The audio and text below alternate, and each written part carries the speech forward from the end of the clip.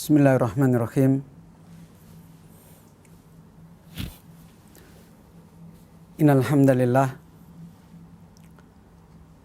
nahmaduhu wa nasta'inuhu wa nastaghfiruh wa na'udzu billahi min syururi anfusina wa sayyiati a'malina. Man yahdihillahu fala mudhillalah wa man yudlil fala hadiyalah. Wa asyhadu an la ilaha illallah wahdahu la syarikalah.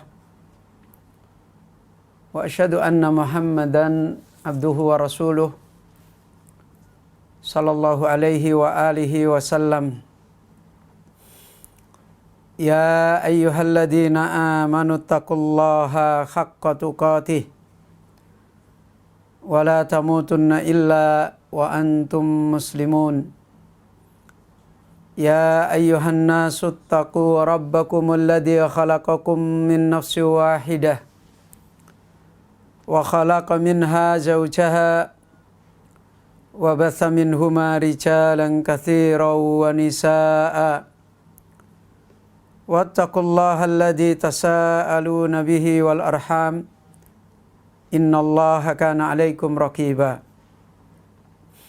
Ya ayyuhalladzina amanu taqullaha wa qulu qawlan sadida yuslih lakum a'malakum wa yaghfir lakum dhunubakum wa man yuti'illaha wa rasulahu faqad faza fawzan adzima. Amma ba'du fa inna ahsanal kalam kalamullah wa khairal huda hudan nabiyyi sallallahu alaihi wa alihi wasallam wa syarral umuri muhdatsatuha wa kulla muhdatsatin bid'atun wa kulla bid'atin dalalah wa kulla dalalatin finnar. Ayyuhal ikhwah talabatal ilmi, kaum muslimin, bapak, ibu-ibu, ikhwani wa akhwati fiddin rahimani wa rahimakumullahu jami'an. Alhamdulillah, dengan taufik Allah subhanahu wa ta'ala, pada sore hari ini kita kembali senantiasa bersyukur kepada Allahu Rabbul Alamin. Kita kembali senantiasa tidak henti-hentinya selalu menjadi hamba-hamba yang terus-menerus mempunyai kecerdasan.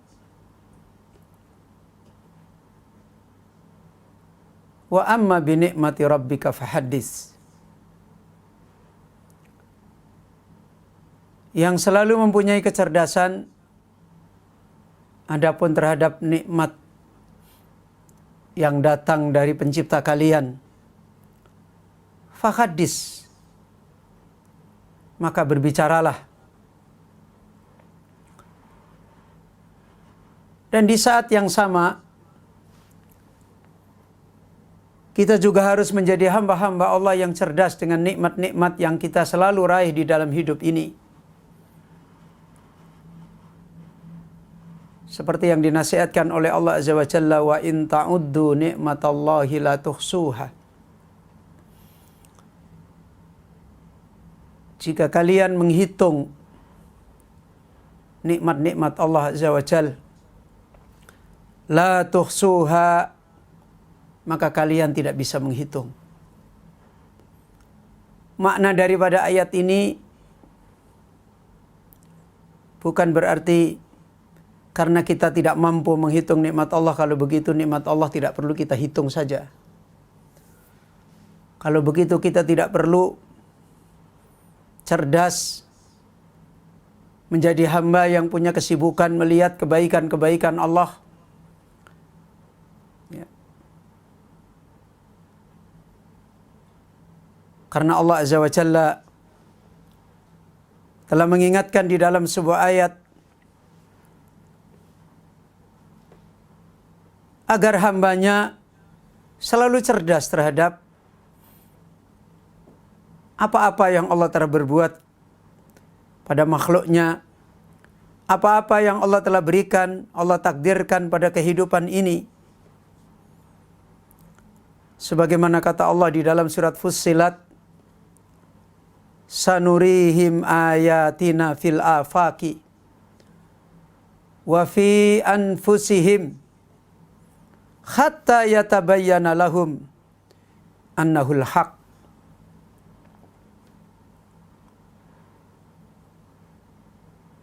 Kata Allah Rabbul Alamin, kami Allah akan senantiasa perlihatkan ayat-ayat kami fil afaki, di dalam seluruh penjuru kehidupan, wa fi anfusihim, dan di dalam diri-diri mereka. Semua yang Allah telah berbuat pada makhluk, semua yang terjadi pada makhluk adalah ayatnya Allah, adalah hakikatnya Allah telah berbuat kepada makhluk di seluruh penjuru kehidupan, bahkan pada diri-diri makhluk itu sendiri. Kata Allah Rabbul Alamin, hatta yatabayyana lahum, sehingga semuanya yang Allah perlihatkan ini menjadi jelas bagi mereka makhluk, annahul haq, untuk mengenal Allah.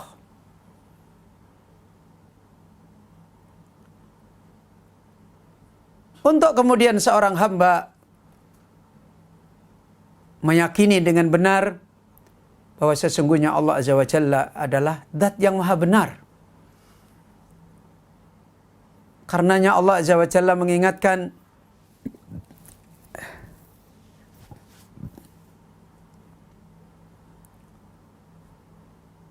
kalla lau ta'lamuna ilmal yaqin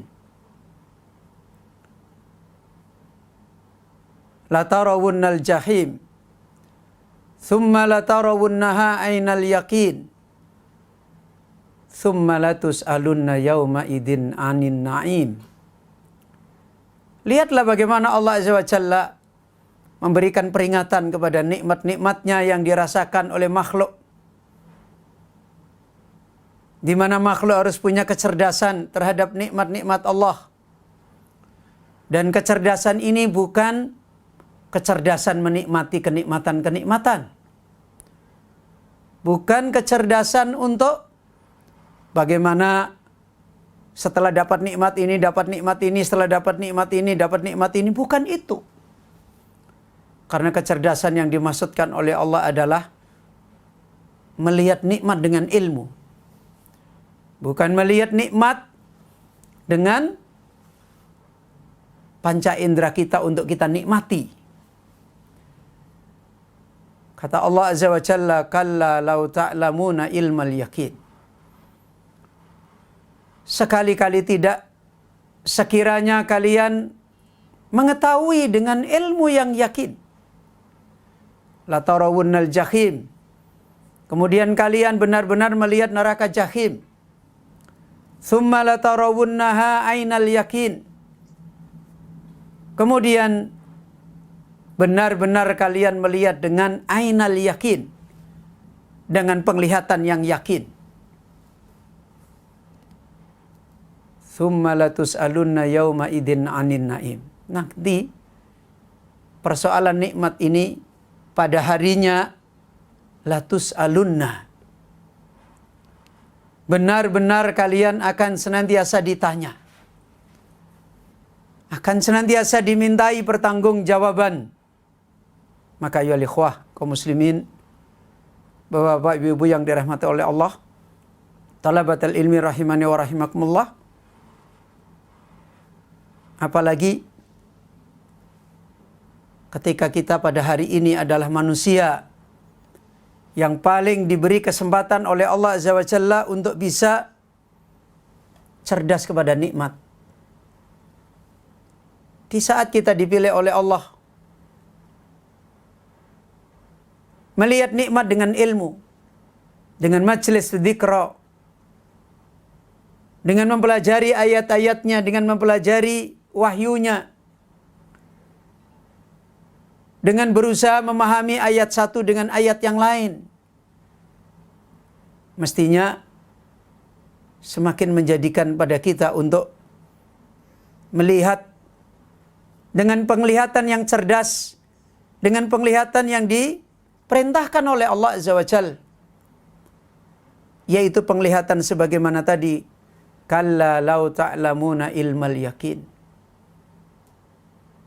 tsumma la tarawunnaha ainal yakin,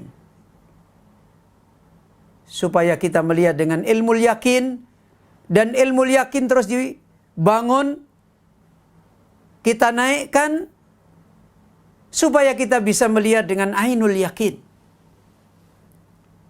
sehingga benar-benar dari sanalah kita baru punya kecerdasan terhadap apa yang Allah peringatkan, bahwasanya nikmat itu bukan untuk kita lihat, kita nikmati. Bahwasanya nikmat itu bukan sekedar kita dengar, kita nikmati. Yang kita tidak bisa menghitung, yang kalau kita menghitung banyaknya bukan main. Bukan seperti itu. Tetapi nikmat-nikmat itu adalah untuk membimbing kita. Sebagaimana tadi Allah Azza wa Jalla menasihatkan, hatta yatabayyana lahum annahul haq.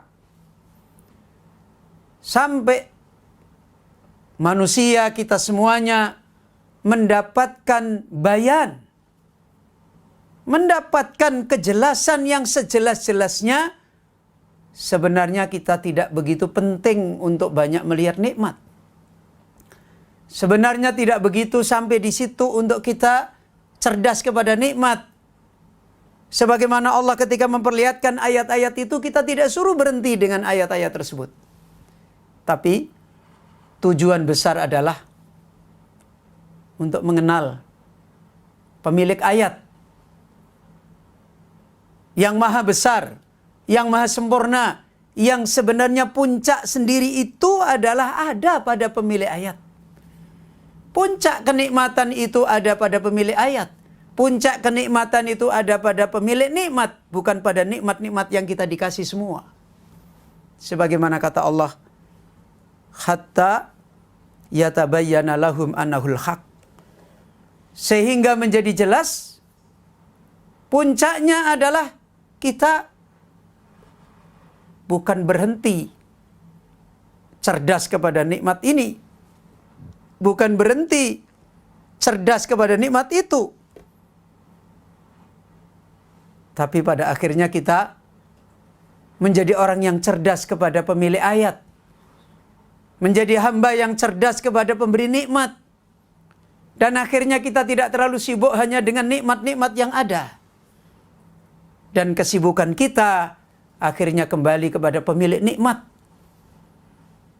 Dan itu yang dimaksudkan oleh Allah Azza wa Jalla, kalla lau ta'lamuna ilmal yakin. Dan di sanalah Allah Azza wa Jalla menasihatkan, hal yastawil ladina ya'lamun walladina la ya'lamun. Apakah sama? Alladina ya'lamun, orang-orang yang punya ilmu, yang kemudian dia cerdas. Ilmu yang dimaksudkan adalah untuk membangun pengajaran yang tadi dimaksudkan oleh Allah. Bukan ilmu yang dimaksudkan untuk kalian dinilai nilainya 10.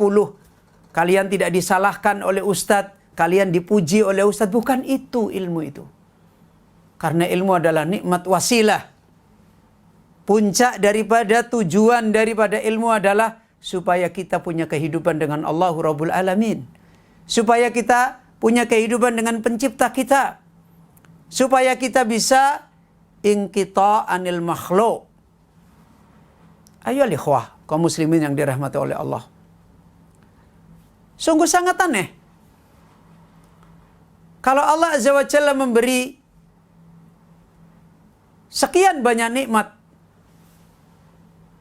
kemudian tujuannya untuk supaya manusia bodoh dengan pemberi nikmat. Sungguh aneh. Ya. Kalau Allah memberi nikmat-nikmat kepada kita, kemudian maksudnya ternyata kita cuma disuruh kenal nikmat, cerdas pada nikmat, dan hidup menikmati kenikmatan dari satu kenikmatan kepada kenikmatan, dari satu kenikmatan kepada kenikmatan. Sungguh aneh kalau Allah mendatangkan nikmat itu seperti itu.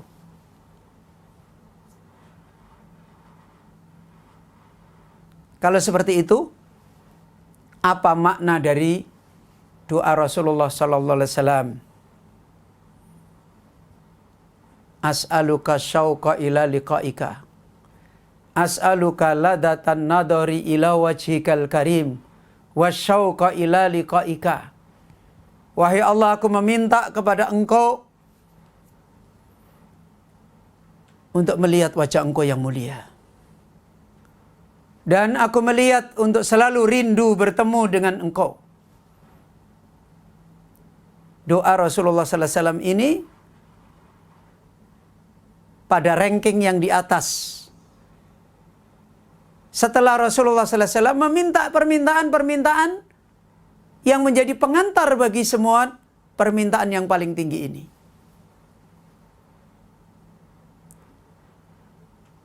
Maka kaum muslimin, Bapak Ibu rahimani wa rahimakumullahu jami'an. Dan untuk ini kita didatangkan oleh Allah agama. Kita didatangkan oleh Allah agama, yang agama ini isinya semua ayat. Yang ayat ini isinya adalah untuk meraihkan kita, untuk menjadi wasilah kita cerdas yang pada puncaknya meraih kehidupan dengan Allah Rabbul Alamin. Sebagaimana Al-Imam Ibnul Qayyim rahimahullahu ta'ala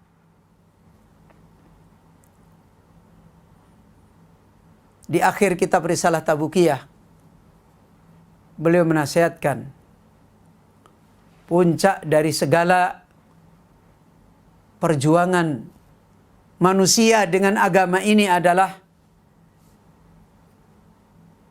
punya kehidupan hanya kepada Allah dan inqita' anil makhluk. Dan dia menjadi orang yang terputus dari makhluk. Dan kehidupan ini bukan kehidupan jasad. Karena Rasulullah sallallahu alaihi wasallam adalah manusia yang paling meraih ini. Dan jasadnya Rasulullah sallallahu alaihi wasallam tidak terputus dari makhluk. Jasadnya Rasulullah ya bersama dengan istrinya, bersama dengan sahabat, bersama dengan manusia, bersama dengan kendaraannya. Dan kehidupan ini adalah kembali kepada kehidupan ayat-ayat. Dan ini kaidahnya para anbiya. Ya. Ini adalah kaidahnya orang-orang ahlul islah yang sudah ma'ruf, yang sudah sabat, yang tidak pernah berubah. Maka ayyuhal ikhwah, kalau kemudian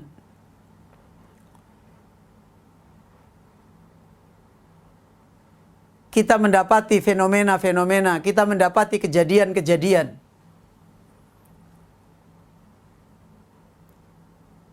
loh, itu orang sudah belajar mengenal Allah, kok hidupnya masih begini, masih begitu, masih begini, masih begitu. Itu bukan dalil untuk menyalahkan kaidah yang adim. Itu bukan dalil untuk menyalahkan kaidah yang ditempuh oleh para nabi.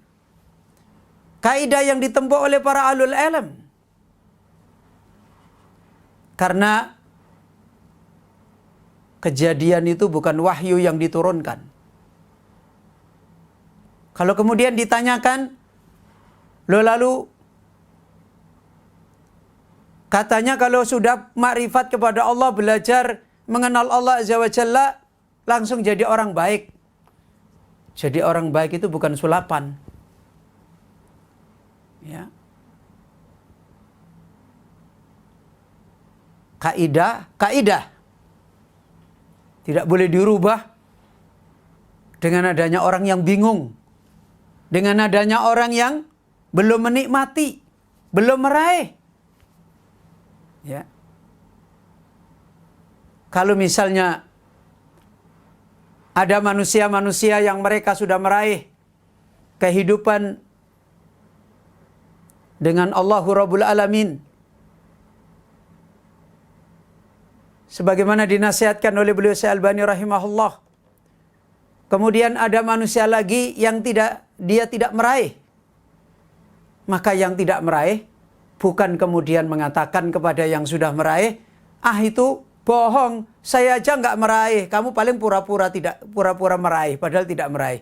Ya salah. Ya, sama saja. Ketika ada orang yang dia makan soto misalnya, wah soto ini enak.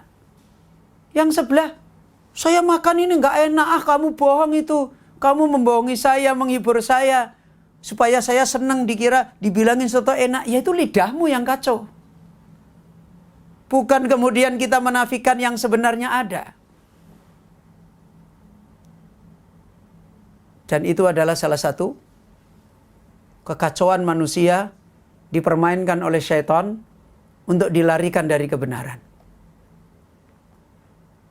Sama ketika Rasulullah SAW wafat, semua para sahabat bingung. Tinggal Abu Bakar Siddiq radhiyallahu anhu yang kemudian kokoh. Apakah dengan itu kemudian, oh kalau gitu Umar bukan sahabat Nabi? Kalau begitu, semua selain Abu Bakar Siddiq berarti bukan sahabat Nabi, bukan masuk surga. Itu persoalan lain. Dan ini puncak dari hidayah agama. Perintah yang terus-menerus diperintahkan oleh Allah Azza wa Jalla adalah fa'aqim wajhaka lid-dini hanifa fitratallahi allati fataran nasa 'alaiha la tabdila li khalqillah. Allah memerintahkan dengan satu perintah. Hadapkan wajahmu. Aqim wajhaka lid-din, bagi agama, hanif, dengan lurus. Tidak usah nengok sana, nengok sini, belok sana, belok sini. Itu dia tidak dapat, ya itu urusan dia. Itu tidak dapat, ya itu urusan dia. Fitrat Allah, agama Allah yang hanif adalah fitrah. Yaitu tauhid, yaitu iman. Allati fataran nasa 'alaiha, yang Allah telah menciptakan manusia di atas fitrah tersebut. Dan Allah mengingatkan, la tabdila li khalqillah. Tidak boleh ada perubahan bagi fitrah yang Allah telah tetapkan. Tidak boleh dirubah-rubah.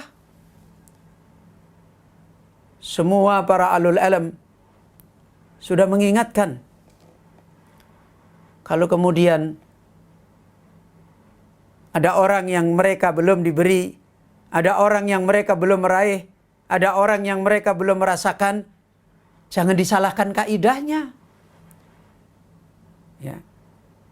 Kalau para ulama semuanya sepakat, para ulama Ahlussunnah, bahwasannya pengajaran, dakwah, perbaikan adalah kembali kepada membangun kehidupan yang kuat dengan Allah Azza wa Jalla.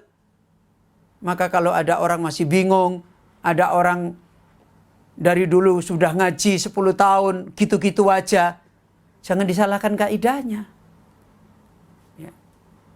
Ya karena sebab orang untuk diberi pertolongan oleh Allah itu banyak.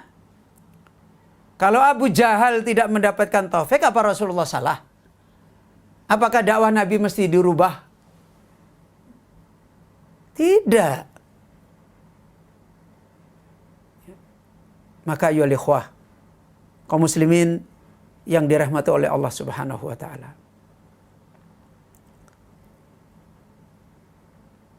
Beliau Syekh Utsman Al-Mazid Di dalam kitab beliau Ta'dhimullah Jalla Jalaluhu mengingatkan, memperingatkan kembali tentang masalah ini.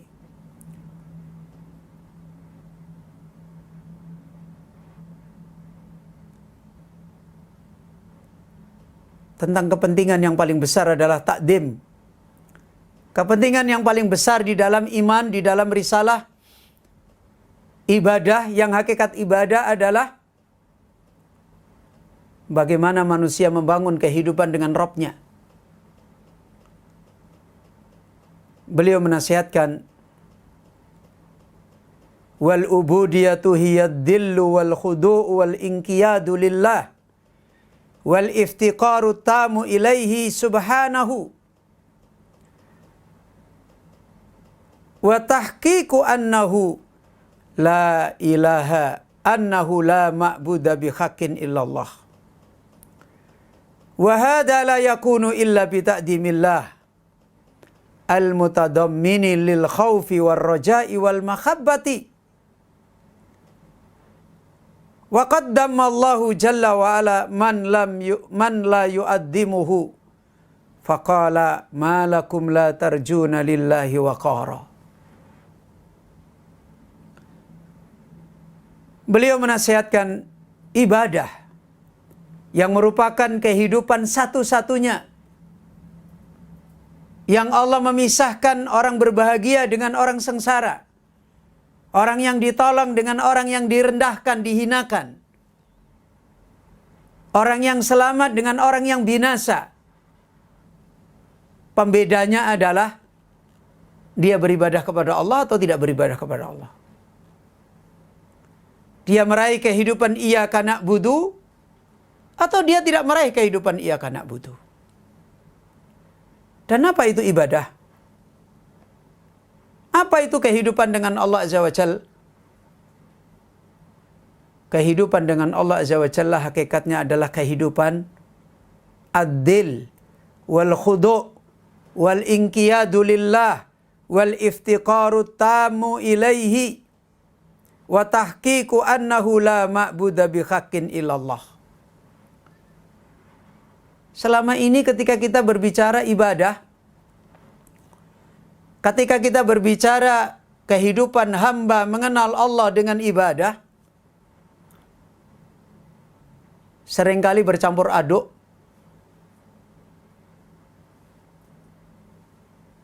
antara kehidupan kita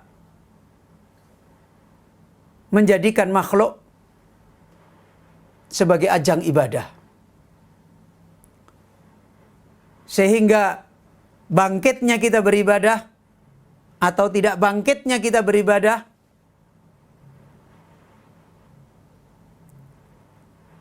kembali kepada sensitivitas yang ada pada makhluk.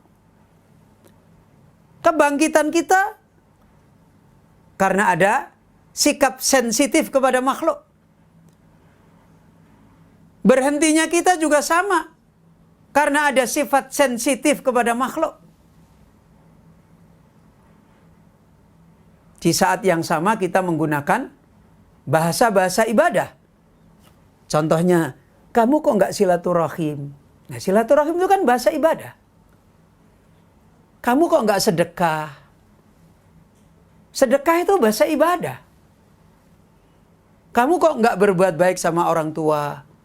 Kamu kok nggak taat sama suami? Kamu kok nggak ngurusin keluarga? Tapi di saat yang sama, sikap-sikap itu didasarkan kepada sensitif kepada makhluk. Sensitif kepada anak, sensitif kepada orang tua, sensitif kepada istri, kepada suami, sensitif kepada tetangga, sensitif kepada teman-teman. Kemudian bangkitlah kita bersedekah, bersilaturahim, membantu saudaranya, ngurusin suami, ngurusin anak, ngurusin orang tua. Itu pemahaman yang selama ini kita bicarakan tentang ibadah. Sehingga seringkali itu kita anggap sebagai solusi. Dan kita aman, kita nanti akan bahagia, kita nanti akan ini. Sebentar berubah. Begitu berubah kita bilang, lo kok begitu toh, lo kok dulu tak kira, saya anggap, saya ini. Akhirnya sempit akalnya, sempit hatinya. Ya. Inilah persoalan ibadah. Maka dinasihatkan oleh beliau, apa sih sebenarnya ibadah? Kalau yang kita sebut sedekah itu nama-nama ibadah. Salat, zakat, silaturahim, birrul walidain, taat pada suami, memberi nafkah kepada keluarga, itu nama-nama ibadah, itu bukan hakikat ibadah. Itu adalah nama-nama ibadah yang dibuat oleh Allah bermacam-macam. Dan ibadah yang sesungguhnya bukan itu. Ibadah yang sesungguhnya adalah adil. Seorang yang mau, orang yang dia menempatkan diri rendah kepada penciptanya. Itu ibadah. Wal khudu'. Kedua, orang yang dia menempatkan diri untuk tunduk, patuh kepada penciptanya. Wal inqiyadu lillah. Yang ketiga, orang yang dia menempatkan diri bahwasanya dia hanya mengikatkan kehidupannya kepada penciptanya. Kemudian yang keempat, ibadah itu terkandung di dalam seorang hamba yang dia jadikan ibadah itu adalah kebutuhan dia yang tidak boleh tidak ada antara dia dengan antara penciptanya. Dan kemudian yang kelima, hakikat ibadah itu adalah dia mewujudkan ilmu yang dia kenal kepada Allah, bahwasanya tidak ada sesembahan dengan benar kecuali Allah. Itulah mana ibadah. Kalau kita menyebut salat, itu di antara macam ibadah. Kalau kita menyebut taat kepada orang tua, itu di antara macam ibadah.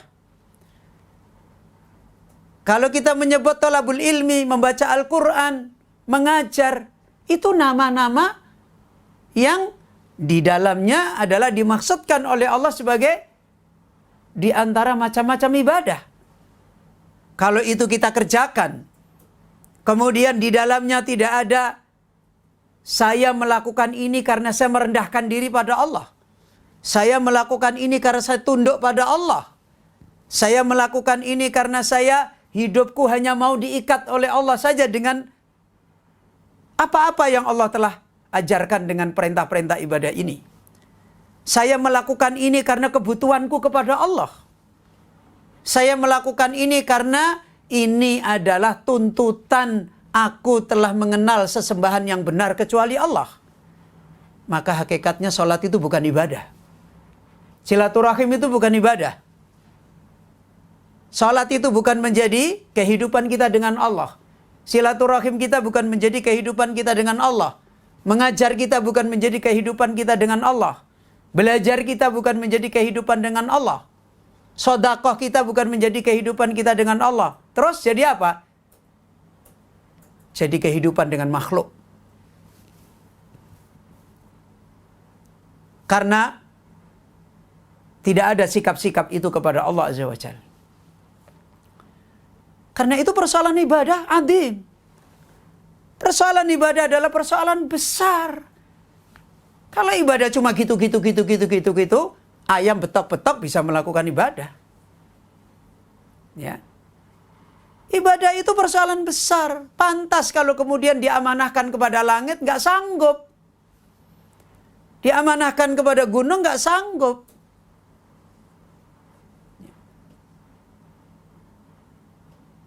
ibadah yang itu bernilai mangkana bainahu wa bainallah ma'rifatun khassah. Hakikat ibadah adalah kehidupan seorang hamba dengan Rabb-nya. Itu hakikat ibadah. Dan disitulah puncak dari segala nikmat. Nikmat-nikmat yang lain Allah jadikan sebagai ayat untuk mengantarkan ini. Seluruh ayat Al-Quran didatangkan oleh Allah Azza wa Jalla supaya hamba meraih kehidupan seperti ini. Sekarang lihat puncak kehidupannya Rasulullah Sallallahu Alaihi Wasallam. Apa sih puncak kehidupannya dengan Rasulullah Sallallahu Alaihi Wasallam? Puncak kehidupannya Rasulullah Sallallahu Alaihi Wasallam masalah Allahumma rafiqul a'la. Ketika dipilihkan oleh Allah antara bertemu dengan Allah dan antara diberi ini, diberi ini, diberi ini, maka Rasulullah memilih, hamba itu memilih bertemu dengan Allah.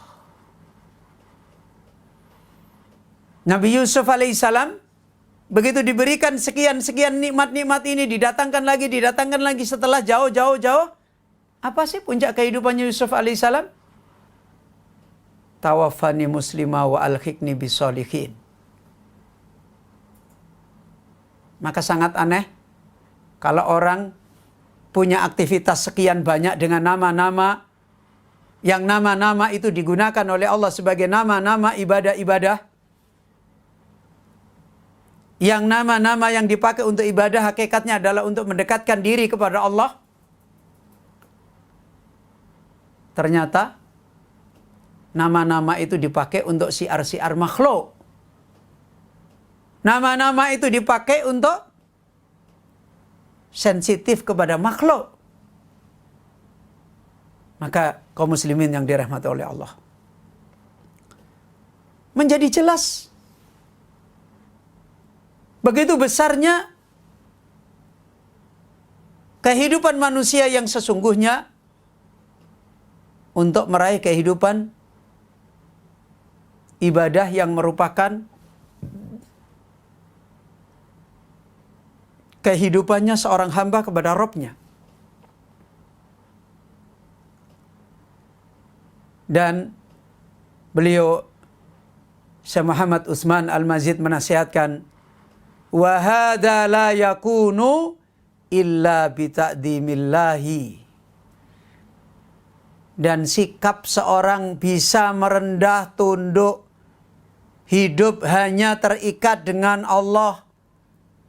Seluruh kehidupannya adalah wujud dari butuhnya dia kepada Allah.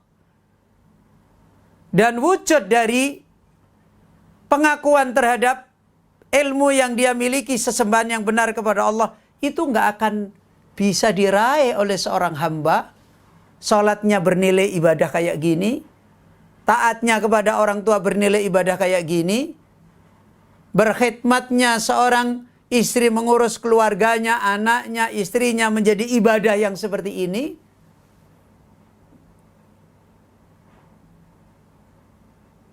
Ketika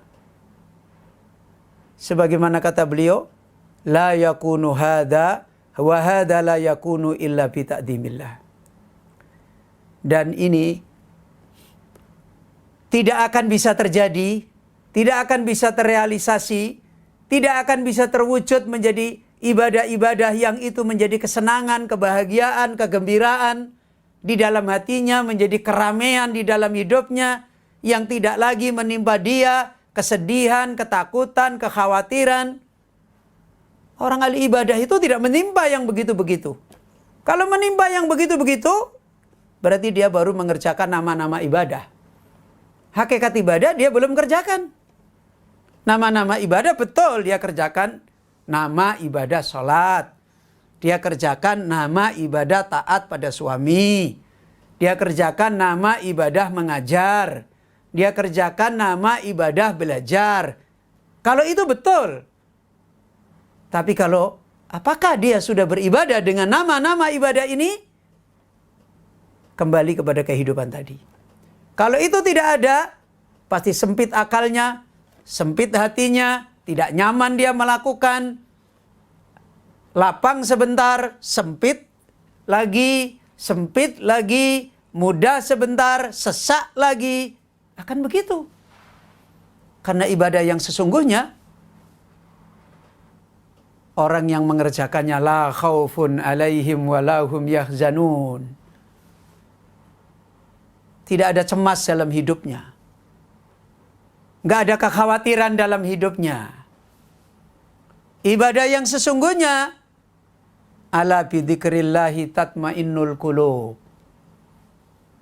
Kehidupannya tenang. Ya, kehidupannya tenang. Ibadah yang sesungguhnya, sebagaimana kata Allah Azza wa Jalla, falanuhyiyannahu hayatan thayyibah. Dihidupkan oleh Allah hidup yang berkah, hidup yang baik. Lisannya, anggota tubuhnya, hatinya, akalnya baik. Dan itu dinikmati.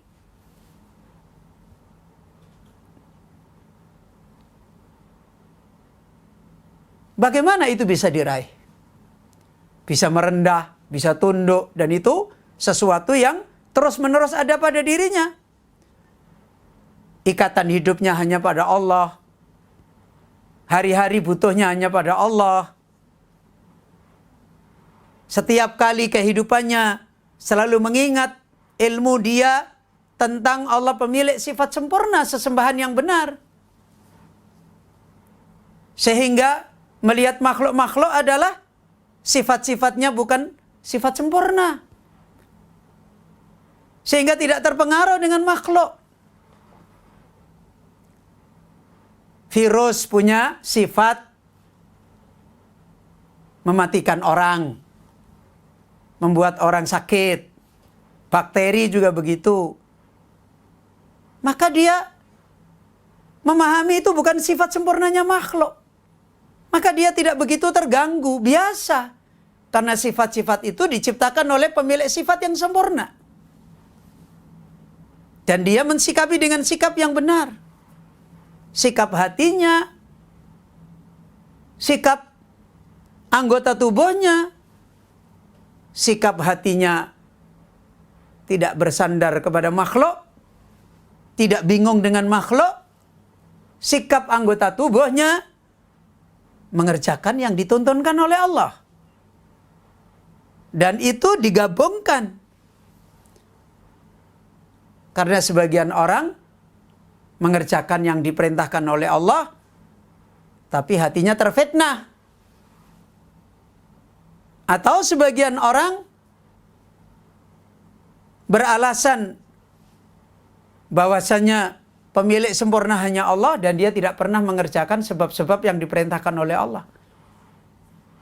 Dan ini semua tidak akan bisa diraih seorang hamba illa bita'dimillah, kecuali pada diri hamba itu punya kehidupan dengan Allah, satu kehidupan. Punya kehidupan dengan Rabbnya dengan satu kehidupan. Yaitu apa? Ta'dimullah. Membesarkan Allah saja. Kalau orang hidupnya sudah membesarkan Allah, dia melihat Allah adalah adim. Dengan pandangan apa dia melihat Allah adim? Dengan ayat-ayatnya. Ya. Apa dampaknya? Kalau sudah melihat yang adim adalah hanya Allahu Rabbul Alamin, apalagi setelah mendapatkan pengajaran makna daripada bagaimana membesarkan Allah, mendapatkan pengajaran contoh saja yang di dalam ayatul kursi, tertanam di dalam hatinya, di dalam akalnya, di dalam apa yang dia telah buktikan di dalam hidupnya, bahwasanya lahu mulkus samawati wal ard, man dalladhi yasfa'u indahu illa bi'idnih, ya'lamu ma baina aydihim wa ma khalfahum, wa la yukhituna bi syai'in min ilmihi illa bima sa', wasi'a kursiyyuhu samawati wal ard, Kalau itu tertanam, ilmu itu membuktikan tentang kebesaran Allah, dampaknya apa? Selain Allah adalah rendah, termasuk dirinya. Karena merendahkan diri, nggak mungkin terjadi tanpa ada yang dibesarkan. Nggak mungkin. Kalau dia tidak bisa membesarkan Allah, akan membesarkan dirinya, akan membesarkan makhluk. Kalau dia tidak bisa membesarkan Allahu Rabbul Alamin, nggak mungkin dia bisa tunduk. Ya. Kalau toh tadi kita lihat dohirnya tunduk, sebenarnya bukan tunduk kepada Allah. Kalau dia tidak bisa membesarkan Allah Azza wa Jalla dengan sebenar-benarnya membesarkan dengan ilmu, nggak mungkin dia akan bisa menjadi orang yang butuhnya hanya kepada Allah. Nggak mungkin. Kalau dia tidak bisa membesarkan kepada Allah dengan ilmu yang tadi, tidak mungkin dia hidup adalah untuk mewujudkan, mengenal sempurnanya Allah. Nggak akan mungkin. Dan membesarkan Allah Subhanahu wa Ta'ala terkandung di dalamnya amalan hati yang paling mendasar, yaitu al-khauf war-raja wal mahabbah. Hati yang telah punya perilaku, punya harakatul qalbi, hati yang selalu bergerak, bereaksi, berkarya. Karya-karya yang paling besar yang dimiliki hati adalah selalu takut pada Allah. Selalu hidup hanya berharap kepada Allah. Selalu hidup hanya dengan cinta kepada Allah Azza wa Jalla. Dan kita tahu, hati kita untuk mencintai, hati kita untuk berharap, hati kita untuk takut, itu tidak sama yang dilakukan oleh hawa nafsu kita. Kalau hawa nafsu kita untuk mencintai, ngelihatnya pakai mata. Wow, ini kue ini tampilannya bagus sekali, maka dia cintai. Oh iya, saya senang ini sama kue ini. Ya, oh saya cinta ini sama suami saya karena saya lihat suami saya begini, istri saya begini, anak saya begini. Itu nafsu manusia. Kalau mencintai itu kaidahnya ada pada jasad-jasad mereka. Begitu juga untuk takut. Kalau nafsu yang punya kekhawatiran takut dibangun dengan hilangnya nikmat, tidak dapatnya nikmat, takut. Dan itu dikaitkan dengan kenikmatan-kenikmatan jasad. Begitu juga berharap. Tapi hati yang punya kehidupan seperti ini, itu adalah berangkat dari hati yang punya kehidupan mengenal Allah. Hati yang mendapatkan pengajaran tentang sifat-sifat Allah, yang sifat-sifat ini kemudian mendatangkan di dalam hati itu cinta. Dengan mengenal sifat-sifat Allah yang Allah ajarkan di dalam sifat-sifatnya yang banyak, menjadi cinta. Kemudian demikian juga untuk menjadi takut kepada Allah. Demikian juga untuk menjadi berharap terus kepada Allah. Ketika hati itu mendapatkan pengajaran, mendapatkan ilmu, dan terus memasukkan di dalam hati itu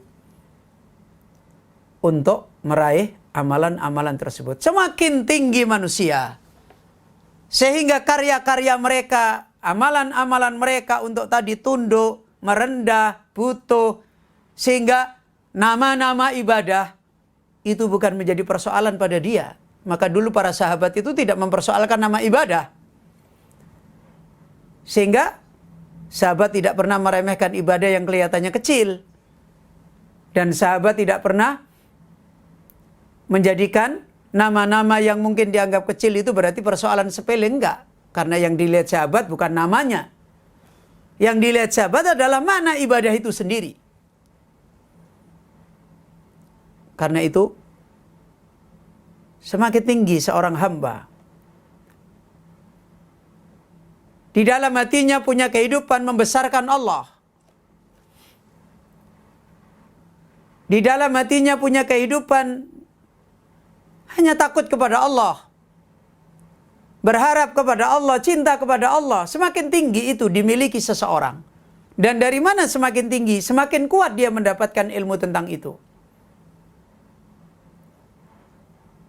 Maka semakin kuat untuk dia tunduk.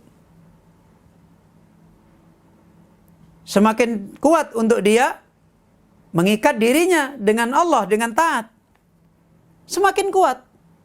Contoh yang paling jelas, Abu Bakar Siddiq. Begitu kuatnya Abu Bakar Siddiq menjalankan berbagai macam ibadah-ibadah. Bahkan terkadang dalam waktu yang sedikit, Abu Bakar Siddiq terkumpul sekian macam-macam nama-nama ibadah. Yang hakikatnya itu kemudahan Allah Azza wa Jalla, pertolongan Allah Azza wa Jalla. Apa sebabnya? Sebabnya karena kehidupan Abu Bakar Siddiq di dalam hatinya besar. Dan apa sebabnya Abu Bakar Siddiq di dalam hatinya punya kehidupan yang besar? Karena ilmunya Abu Bakar Siddiq di dalam mengenal Allah Azza wa Jalla besar. Lihat burung aja jadi wasilah makrifat kepada Allah. Sementara kita ketemu surat Al-Ikhlas saja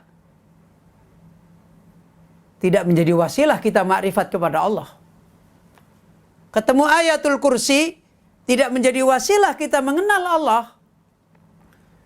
Ketemu suratul Fatihah tidak menjadi wasilah kita mengenal Allah Azza wa Jalla.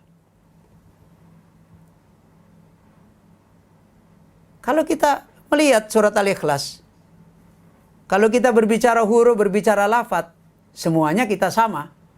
Suruh baca surat Al-Ikhlas, semua santri ini, semua bapak-bapak, ibu-ibu, saya, bacaannya pasti sama. Tapi hati kita tentang surat Al-Ikhlas, sama apa beda? Jelas beda jauh. Satu ada yang tinggi, satu ada yang nggak dapat apa-apa. Ini kembali kemana? Kembali kepada bagaimana dia tarsih, menancapkan pengajaran-pengajaran mengenal Allah Azza wa Jalla.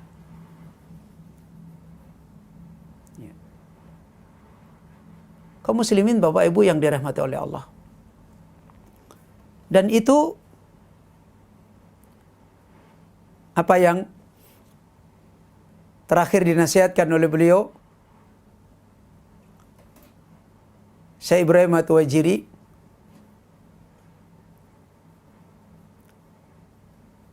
di mana beliau menasihatkan wa qaunuhu ta'ala ilahul haq yaqtadi kamala datihi wa asma'ihi wa sifatihi wa wuku'a af'alihi ala akmalil wujuhi wa atammiha fakama anna datahu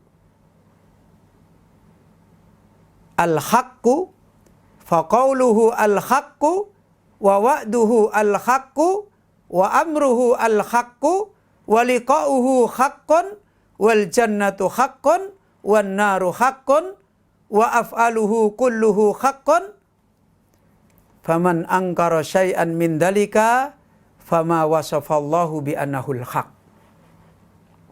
Maka seperti yang tadi kita jelaskan, ketika Allahu Rabbul Alamin, Allahu Ta'ala adalah ilahul khalqi,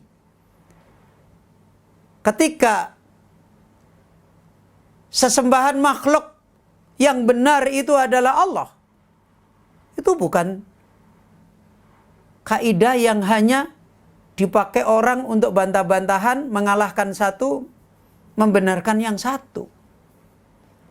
Karena urusan sesembahan ini urusan fitrah, urusan kebutuhan hidup.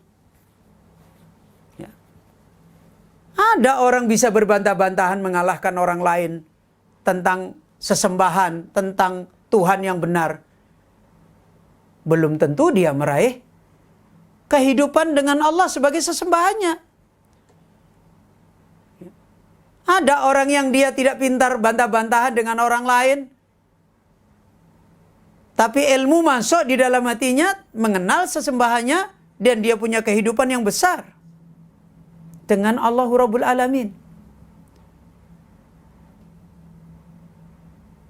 Karena kita hari ini sudah terlanjur dibawa oleh kehidupan-kehidupan kita sebelumnya, bahwasanya ilmu mengenal Allah adalah dibangun dari ilmu kalam, ilmu berbicara tentang sesembahan, untuk merumuskan sesembahan dengan akal ini begini, bantah sana, bantah sini.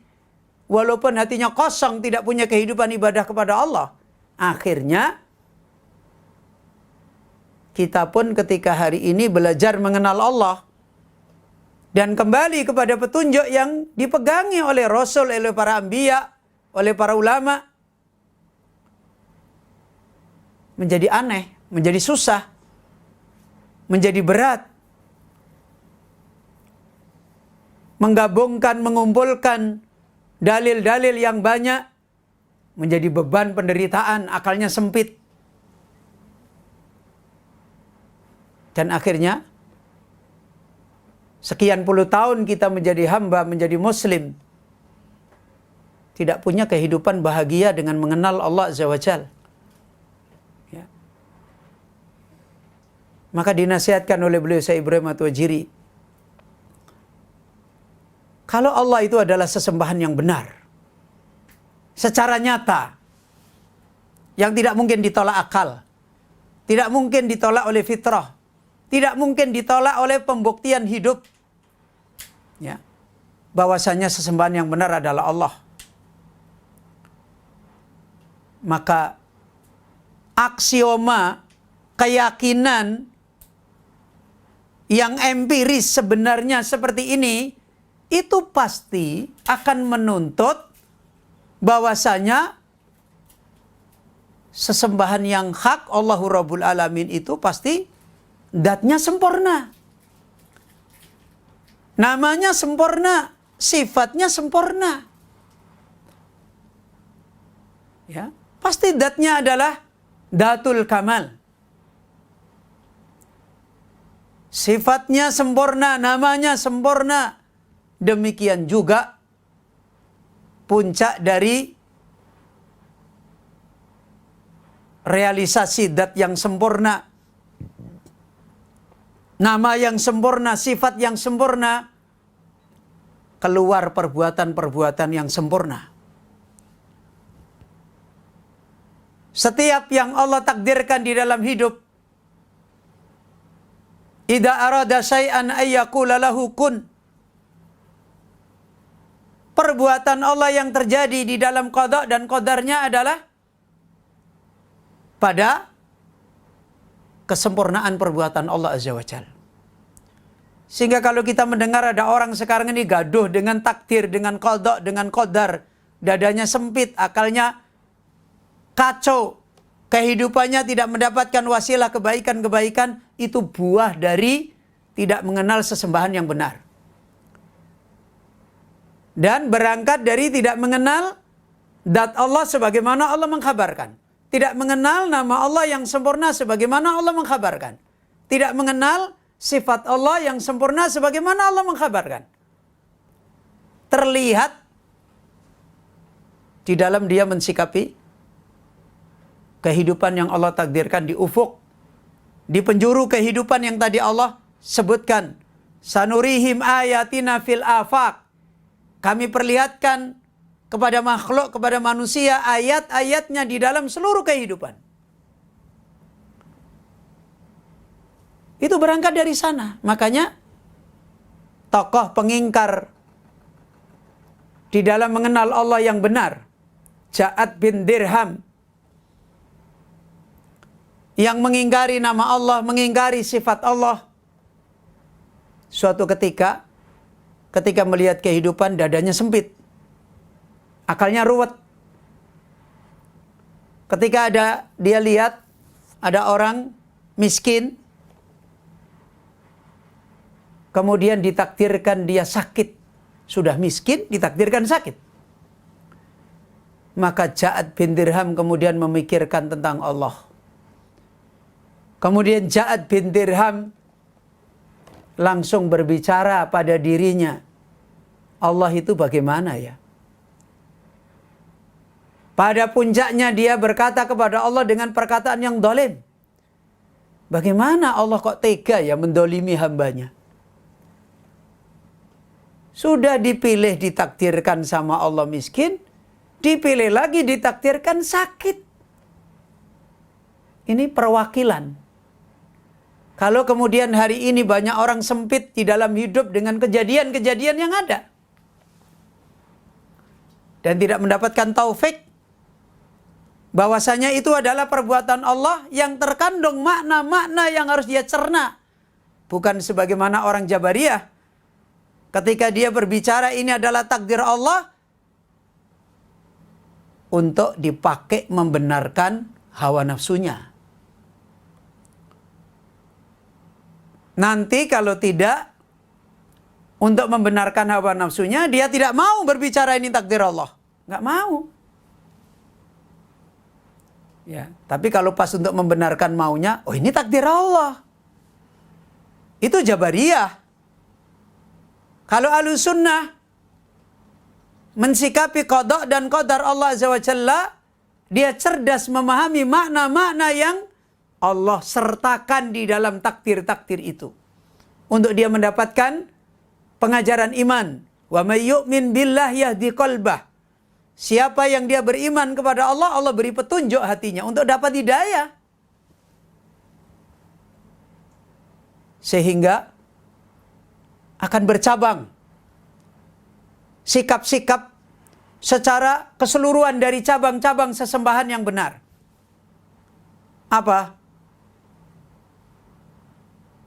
Sebagaimana mengimani zat Allah adalah benar, maka mengimani perkataan Allah adalah benar, maka mengimani janji Allah adalah benar, maka mengimani perintah Allah adalah benar, maka mengimani hari bertemu dengan Allah adalah benar, maka mengimani surga adalah benar, neraka adalah benar, seluruh perbuatan Allah adalah kebenaran. Dan orang yang gagal untuk mengambil sikap-sikap membenarkan apa-apa yang tadi semuanya merupakan cabang-cabang yang datang dari sesembahan yang benar, yang datang dari zat yang maha benar, yang datang dari namanya Allah Azza wa Jalla yang maha sempurna, sifat yang maha sempurna. Kalau orang sudah tidak bisa begitu berbicara tentang janji Allah linglung, begitu berbicara tentang Al-Quran kalam Allah nggak tertarik, begitu berbicara tentang hari akhirat jangan sering ngomong itu nanti kita mati. Kan lucu hari ini kalau diingatkan akhirat sedih dia. Bukan sebuah kebenaran yang dia tatap dengan bekal yang benar. Begitu dibicarakan tentang surga, ya kalau surga kita tahu, tapi kan kita juga harus dikasih tahu yang lain-lain. Jadi nggak tertarik. Kalau dibicarakan tentang neraka, kok isinya ngancem-ngancem.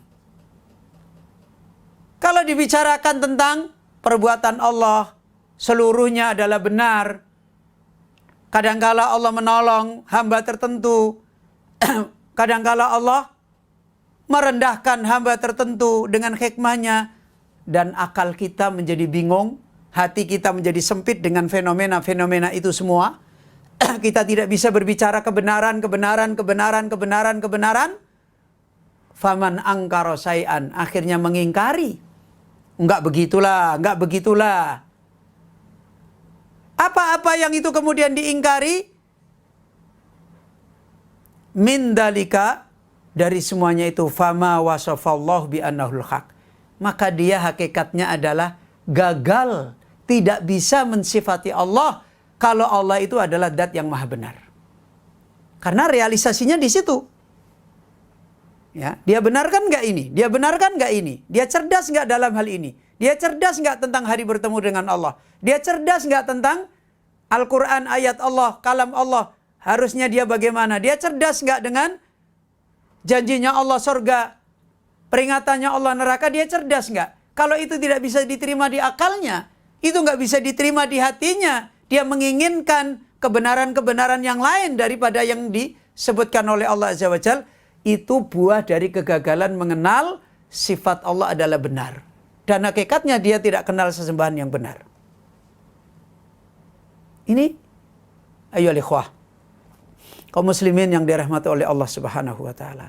Maka dinasihatkan oleh beliau Syekh Ibrahim At-Tuwaijiri, wa kaifa yadunnu akhadun bil malikil haq ayakhluqa khalqahu abasan. Maka kembali kepada menancapkan pengajaran membesarkan Allah supaya kita punya takut kepada Allah. Dan itu diajarkan oleh Allah, dikumpulkan di dalam keimanan kepada nama Allah Al-Malik. Allah adalah raja, penguasa yang menjadi raja seluruh makhluknya di dunia sampai di akhirat. Bagaimana seseorang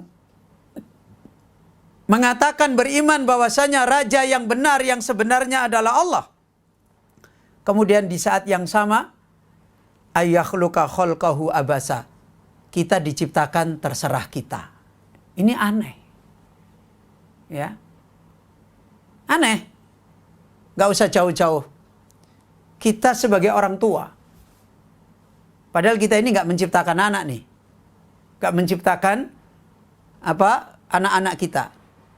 Ketika anak-anak kita di dalam keluarga kita yang kita lahirkan dari ibu bapak yang ada dari kita kasih makan, kita kasih minum. Ya. Kemudian anak kita ini, aku terserahlah hidup di rumahku, mau-maukulah. Itu aja batuk kita ini udah panas. Itu aja telinga kita ini sudah jepapang gitu loh. Ini anak apa gendruwo?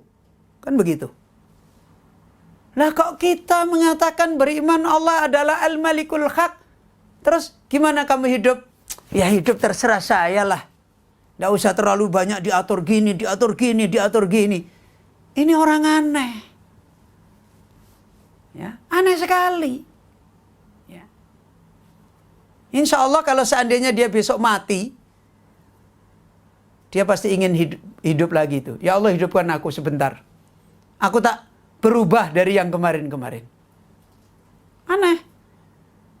Padahal kita tahu, kita sudah dengan iman kita kepada Allah, kita seperti ini. Tapi di saat yang sama, begitu kita membicarakan kita ini masuk di dalam kerajaan Allah.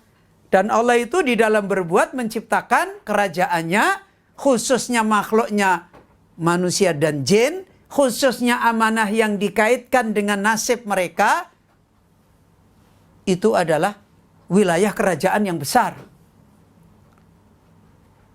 Sementara kita mengatakan, ya, ayakhluqa khalqahu abasa. Mbok tidak usah terlalu serius. Mbok usah kita, tidak usahlah terlalu sedikit-sedikit harus begini, harus begini, harus begini. Aneh kan? Padahal kita sebagai kepala kantor aja, kemudian ada karyawan aja. Karyawan itu cuma daftar lu modalnya. Daftar pun kita diikat dengan kontrak janji. Itu aja, kalau ada karyawan aneh-aneh, mentang-mentang kepala kantor aja, loh kamu ini, di kantor ini kamu anggap apa? Loh padahal itu cuma perjanjian antara juragan sama karyawan. Bagaimana kita di dalam kerajaannya Allah, dulu kita tidak ada, kita diadakan oleh Allah. Maka kalau kita memahami hidup kita adalah terserah kita, mau-mau akal kita, mau-mau selera kita, sama saja berarti kita tidak punya keimanan Allah adalah Al-Malik. Walaupun mungkin lisan kita mengatakan, kalau ditanya siapa raja yang sebenarnya, Allah. Terus hidup kita bagaimana? Terserah kita. fa inna lillahi wa inna ilaihi raji'un. Wa ayyutraka sudah. Ya kita ini diciptakan, ya manusia ini kan makhluk merdeka. Ya, terus berbagai macam cara berpikir yang dikeluarkan. Kan kita ini bukan seperti hewan, kan kita ini bukan ini, bukan ini, terus yang menunjukkan kebodohan dia. Ya. La ya'muruhum wa la yanhahum. Kemudian kita di dalam kerajaan Allah tidak diperintah oleh Allah, tidak dilarang oleh Allah. Wala yusibuhum wala yuaqibuhum. Ya, tidak ada konsekuensi hidup. Ya. Becek ketitik, Allah ketoro, orang baik bakal memetik, nanam padi, ya akan panen padi, nanam rumput, akan panen rumput. Terus kita berpikir, saya mau nanam rumput, besok panen padi. Loh enak aja, ini hidup di wilayah siapa? Ya. Maka Allah mengingatkan, akidah yang seperti ini, yang menjadi sumber perilaku yang kemudian susah untuk baik. Apa kata Allah? Allah berfirman dalam surat Al-Mu'minun, afa khasibtum annama khalaqnakum abasa? Apakah kalian menyangka? Apakah kalian mengira kami ciptakan kalian abasa, sia-sia? Ya. Terserah begitu saja. Wa annakum ilaina la turja'un.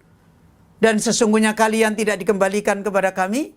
Fata'alallahul malikul haq. Coba lihat, Allah kaitkan kritikan Allah kepada makhluk yang anggap hidup terserah dia. Dikaitkan bahwasanya ini kerajaan siapa? Ini kerajaan kamu memangnya? Ya, sama saja yang tadi kita sebutkan. Ini rumah orang tuamu atau rumah siapa? Kok kamu di sini petita-petiti sekarep-karepmu sendiri? Ya nggak bisa. Kadang-kadang kita ini aneh. Kita punya wilayah kecil-kecil aja, orang yang ada di wilayah kita, ya, kita harus tata seperti ini. Dan sementara kita ini di dalam wilayah yang paling besar, kerajaannya Allah Azza wa Jalla. Sementara sikap kita adalah seakan-akan kita hidup ini terserah kita dan tidak ada hubungannya dengan kerajaan Allah. Makanya Allah di dalam ayat ini mengkaitkan ketika ada manusia punya perilaku seperti itu, Allah seakan-akan menegur kepada manusia, ini langit, bumi, angin, udara, hutan, laut, semua yang kalian rasakan dalam hidup itu kerajaan kamu memangnya? Atau kerajaan Allah? Ya. Maka Allah mengatakan fata'alallahul malikul haq.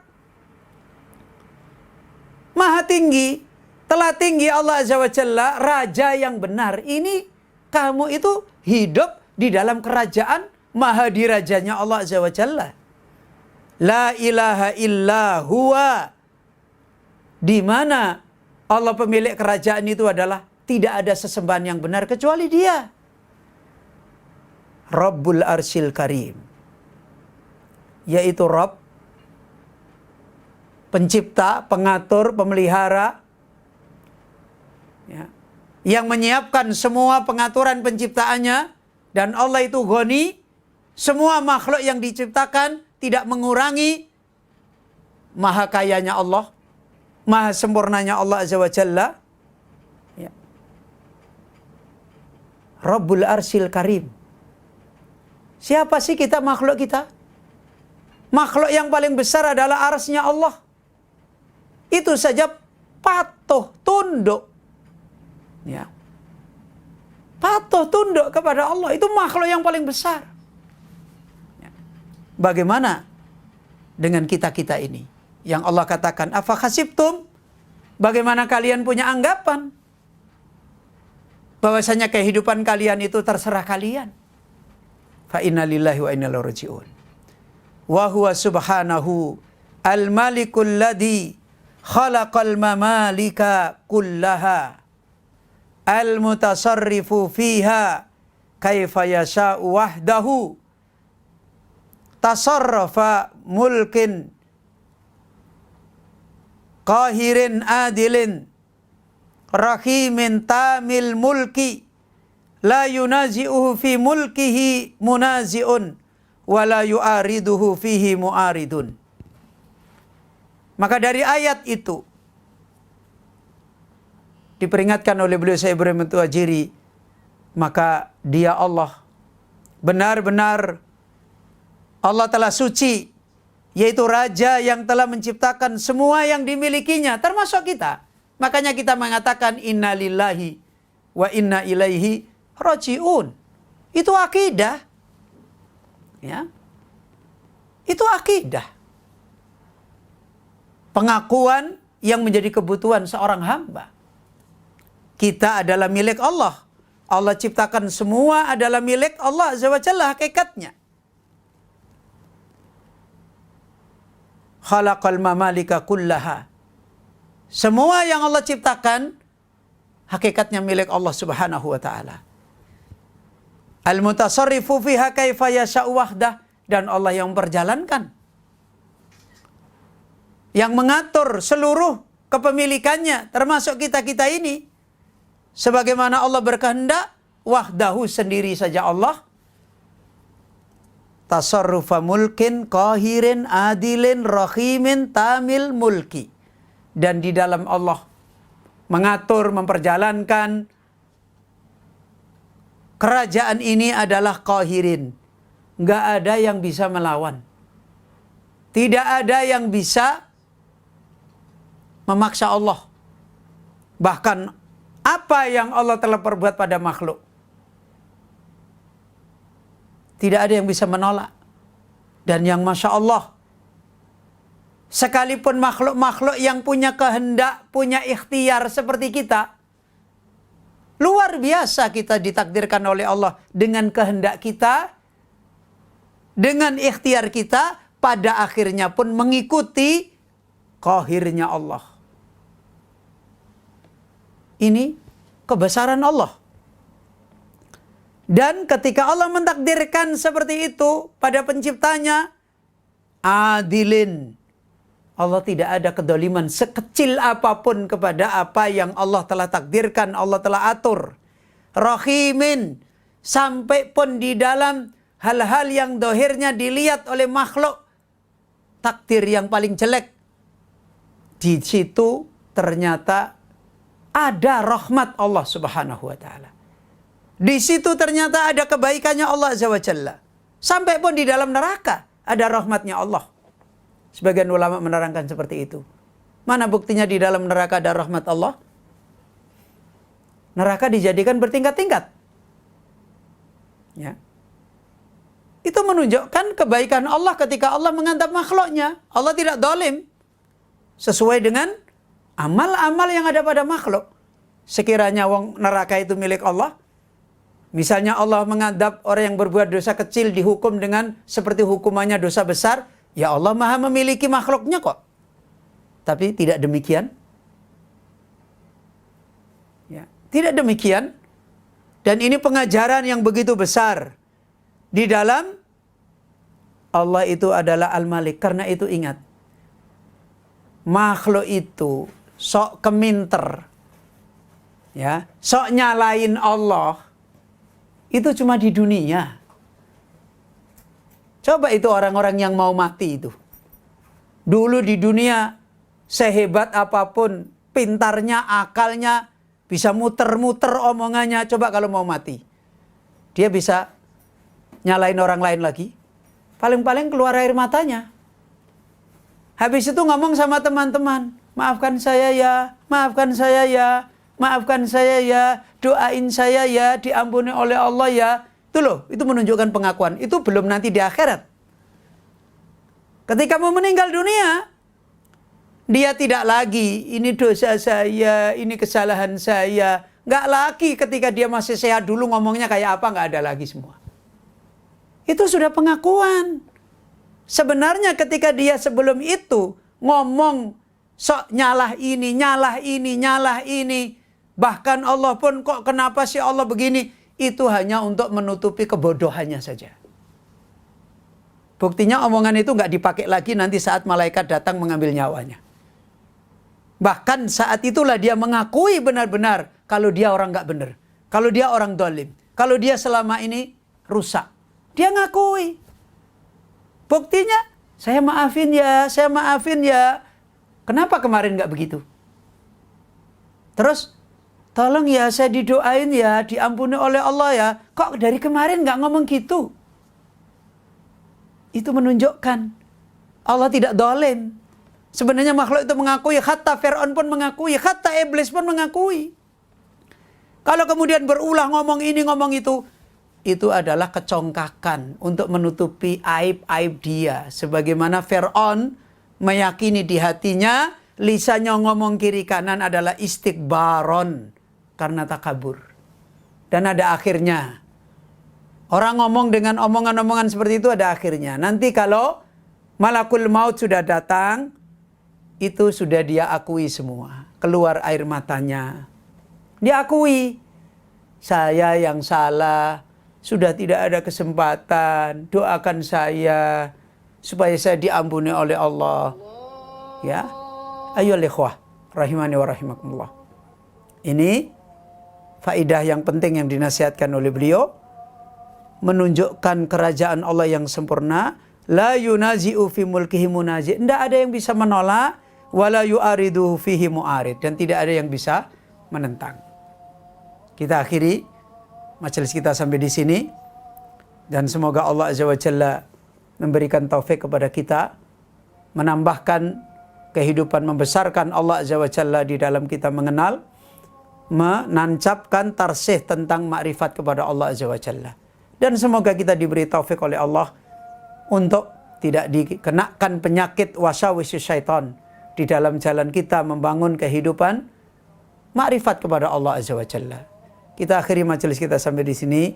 Saya mohon maaf jika ada kekurangan dan khilafan.